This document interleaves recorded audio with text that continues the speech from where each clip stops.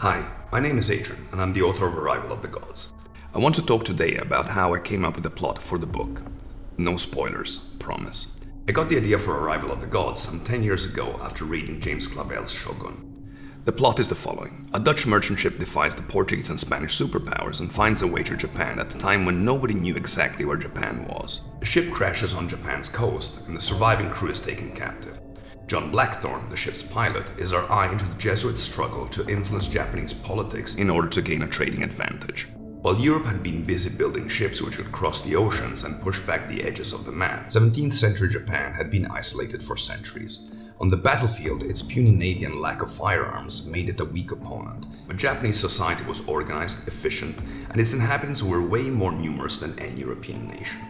Japan would have lost any battle the European nations might have brought to its shores, but the cost of landing an invasion force large enough to be a real threat was prohibitive, and Europe couldn't use their divide and conquer approach with such a culturally compact people. Yet, despite all this, despite being at the mercy of cannon-carrying caravels, despite its technology being far inferior to Europe's, Japan considered itself superior, more civilized, and more refined. While Shogun is probably the peak of Clavell's storytelling, what struck me the most was the rich tapestry against which the story was set. I was especially fascinated by the point of view of the Japanese.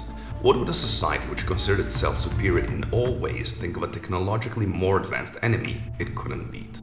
All I could think about was, could it tell a similar story from the point of view of the weaker power? I tried looking for another period in history where such a story would be possible, but I couldn't find one where the stronger force was kept in check by the weaker one. I have to admit I probably didn't do a great job in my research. There must be dozens of examples where geography leveled the playing field. But I also realized another thing. Going the historical way would have required an incredible amount of research, while all I wanted to do was tell a story. But if I couldn't look back for inspiration, I could definitely look forward. I've been reading science fiction since I was a kid, Dune and Foundation being among my earliest favorites. Then I discovered Neuromancer, and I fell in love with Gibson's prose.